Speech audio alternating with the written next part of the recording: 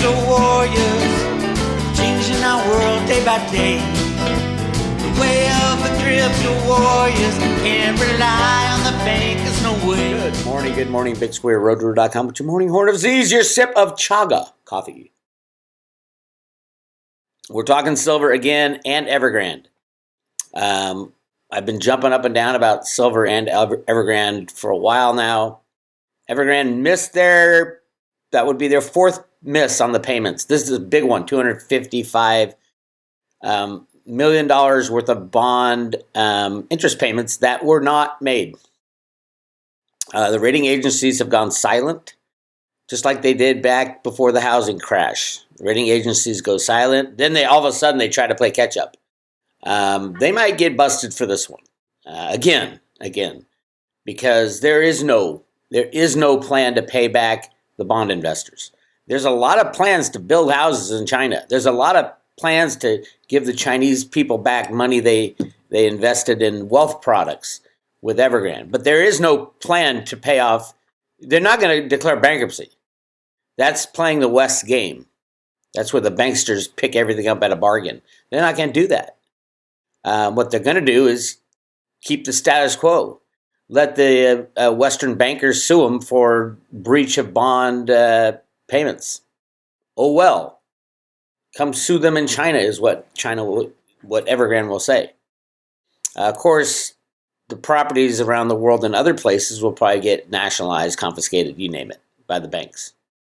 But that's where we are. But silver, really important stuff just happened, or got better explained. I've been talking about it for a couple of weeks now. The quarterly derivatives report, Bank of America, Ted Butler had shone the light on Bank of America as leasing massive amounts of silver to stem the silver breaking over $30. And that was the first quarter. He said it was up to 300 million ounces, and he derived it from the derivatives quarterly announcement from the OCC, the Office of Comptroller of Currencies, and Ted was 100% right again. 100% right. So the price of silver is massively suppressed. They started it Bank of America started in earnest in the first quarter because JP Morgan can't do it anymore. You have to have someone take over the silver short. It went from Drexel Burnham to AIG to Bear Stearns to JP Morgan, now Bank of America. Ted's latest article called at silverseek.com, called More Serious Than I Thought, shows that it's no longer 300 million ounces that was leased, but closer to 800 million ounces of physical silver that was leased by Bank of America. In what world does that make sense? Because they have to pay all that silver back if it's a true lease. It might not be a true lease. They might have a cash purchase option. I don't know. But the reality of the leasing game, keeping it off your books, things like that, there's no reason that Bank of America should be leasing 800 million ounces of gold. There's no practical reason. There's no business reason. And Ted explained it very well of what they were doing. Now let's take a look at silver. This first quarter is when most of this stuff happened. Well, no, actually it happened down here too. So first quarter, they leased massive amounts of silver. They were down like $2 billion on that lease that Ted had calculated from the data given.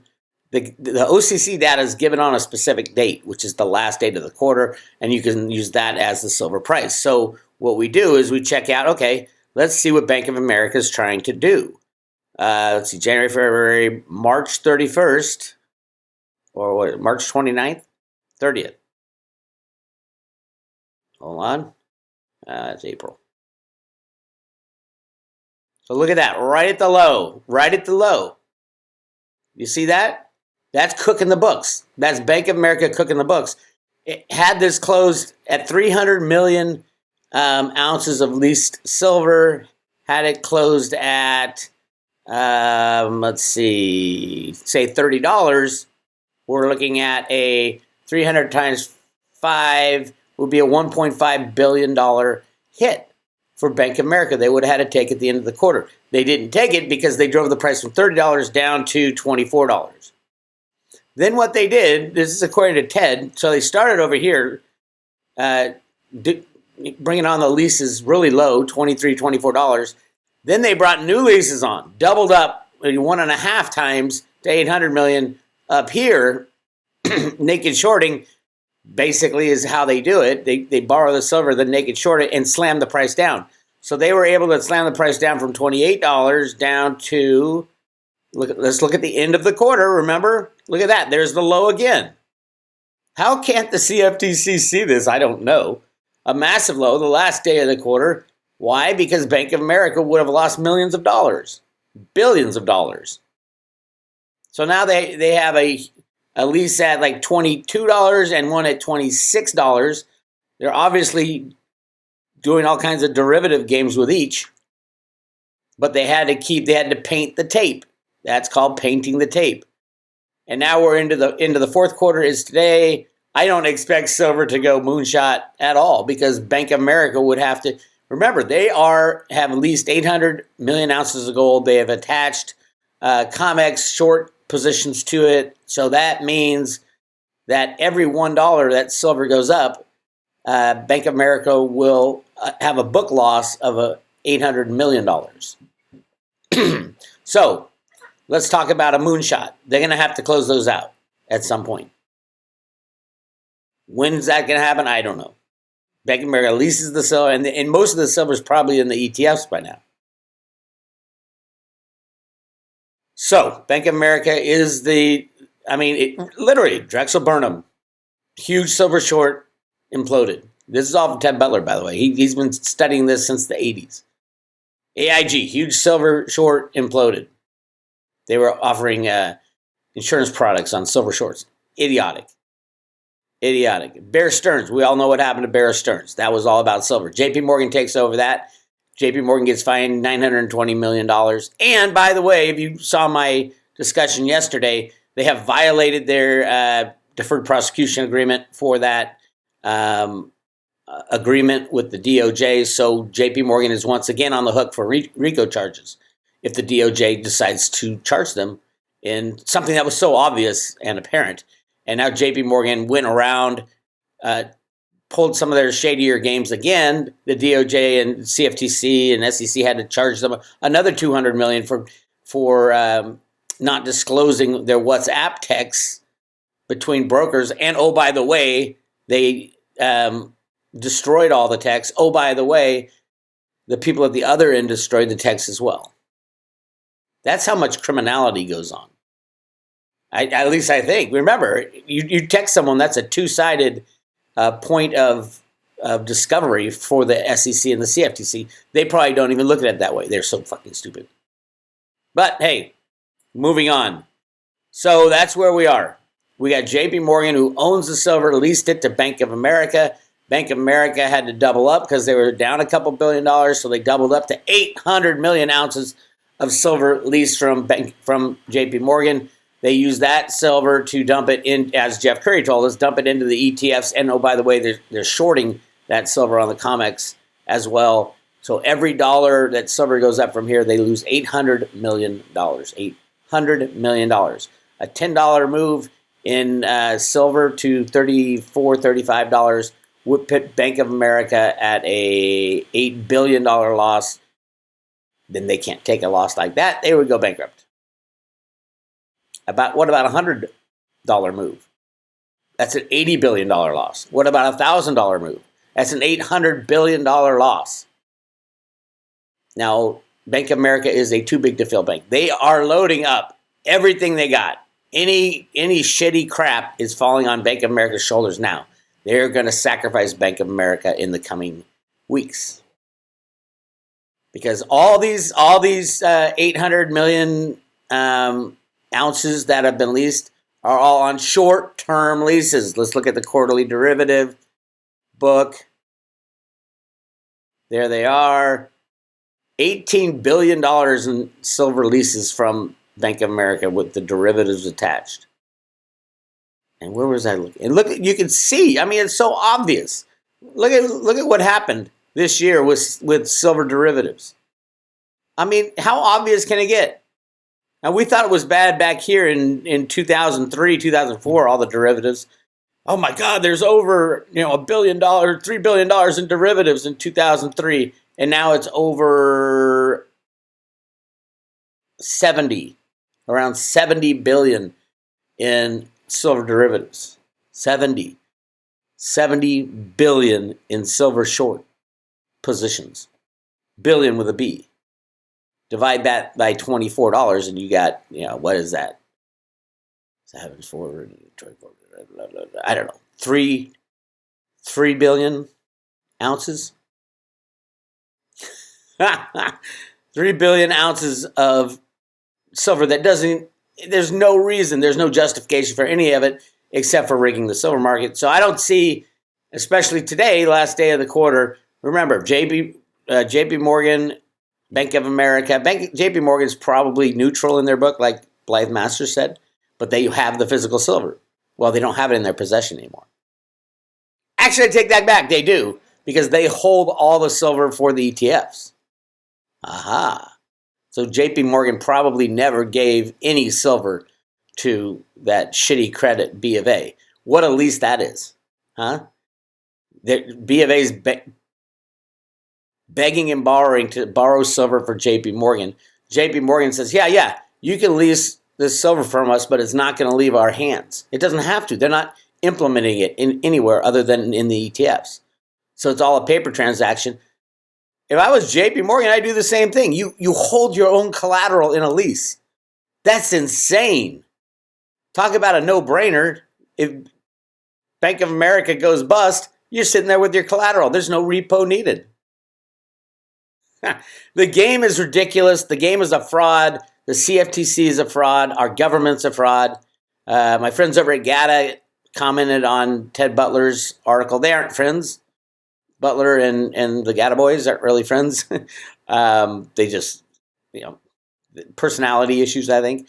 But the GATA boys commented on Ted Butler and said, because Ted Butler says, no, there's not enough evidence. And GATA comes out and says, well, look at all the evidence we have. And they have a page of evidence at GATA. But it's mainly gold focused. As far as silver, is there evidence? It's all right there we've been screaming about this. Yes, they have evidence. Mark Chilton told us that they have evidence against JP Morgan. So, JP Morgan is up on RICO charges. How much evidence do you need? They have plenty of evidence. Remember, they only talked about the swaps. Or no, it wasn't the swaps. It was, the swaps is the big one. That's where it gets insane as far as the leasing and all that bullshit. How many derivatives are you going to pile on to silver? But they were talking about phony trades in the JP Morgan thing. There was so much more going on. And there is so much more going on. But our government refuses to pull the plug on this because it pulls the plug on everything. Bank of America goes down. That means JP Morgan goes down. Citibank goes down. Everything goes down. And they are loading all the bad shit on Bank of America right now. So watch out for that. Again, let's get back to real quick, Evergreen, the story that nobody is talking about. The rating agencies have declared a default on the specific bond payments, bonds that were due in November. And they did it after the 30-day grace period. Are they going to wait the 30-day grace period before they comment on what just happened? I don't think I know the ramifications if they don't. If they say right now, hey, this is a company-wide default, and all of a sudden all the bonds are callable at face value, and obviously Evergreen doesn't have it, and they wouldn't pay it anyway. They're not going to pay any of the payments to foreigners. They're not going to pay in the bond market. They're not going to let people come in and take the cash of Evergreen. They've locked it all up within China. You're going to have to go to war with China if you're going to mess with anything. They're just going to keep building houses with whatever cash they have. They're never going to pay off the creditors. And they're never going to declare bankruptcy either. They don't need to. They don't have to. They don't play the game of the Western bankers. So New York Times, this is just it's stupid at its face that it misses the big elephant in the room. Yeah, Evergreen saying, hey, we've started production on our houses again. And we're paying off our local creditors so we can get the glass and the wood and the steel and all that. But we're not paying back any of the bondholders who have first priority. New York Times, what default? With confetti and fanfare, Evergrande says it's ready to build. Weeks after signaling it could no longer go on, the troubled Chinese property developer has pledged to start paying its workers and completing projects again. That's even worse for the bondholders who usually pick through the bones of the company, meaning all the cash they have, they take that first. But no, Evergrande's not going to give them the cash. They're going to continue to run an unprofitable business, not paying off any of their creditors, any of their the Western creditors, shall we say. So I love this line. Just weeks earlier, Evergrande had been declared in default. That was a specific default to that bond, to those two bonds. The developer has unpaid bills in excess of $300 billion and has struggled to pay back its creditors and business partners. Some in China saw the company's celebrations as premature. Oh, really, you think? For months, Evergrande could not pay its builders, painters, and contractors. And bondholders. I'm going to add that. The company, whose problems have made investors wary of China's once flourishing property sector, remained relatively silent, as its debt problems led to panic in the global markets and among people around the country who had purchased apartments before they were completed. Construction on more than 1 million homes stalled. And then 2 weeks ago, Evergrande signaled it could no longer go on, officially entered into default after failing to make a final debt payment to foreign investors. Now the developer has pledged to start paying its workers again, not paying the foreigners that were due before, and to deliver homes, part of a push to restore confidence in the company and the sector. Oh my God, you can't make this stuff up. Moody's, S&P, and Fitch all have to say, yes, this is a company-wide default. All the bonds are cross-defaulted. I don't know why they haven't said so yet, but hey. Again, it gets to reporting. Will you report this in 2001 or 2002? If S&P and Moody's wait till 5 o'clock Eastern time today, which is December, 31st, then voila, if they don't announce anything today, then it is a 2022 hit for any of the bondholders. If they say it today, it's a 2021 hit. Huge difference. Huge difference. So I'm looking. If the good guys want to pull the plug quick, they'll have Moody's and S&P announced today. Obviously, it's under control of whoever's running our system right now. Again, another article from the Wall Street Journal. China Evergrande revises payment plan for wealth management products. Unit proposes paying almost all product holders $1,255 a month from December to February. This is for people who bought into I'm buying a condo. Basically, local Chinese people who bought into it, they're going to get them some money back, as China does. China is going to tell Evergrande, you pay back the Chinese people, you build their houses, everything else, go tell the Westerners to fuck themselves. That's what's happening. All right. Today I am discussing all kinds of things with Jenny Moonstone. I'll post it on the private road this weekend. Crazy year. But if you think last year was crazy, just wait. 2022 is going to be insane. Absolutely insane. Get your assets in your own possession. If you don't have any silver yet, contact Andy Scheckman, Andy@milesfranklin.com. If you're looking to get your IRA money out into your own possession, contact Will Lair at perpetualassets.com. And then, hang on tight. Hang on tight, my friends. It's going to be crazy. Have a good New Year. This is Bix Weir. I'll talk to you guys later.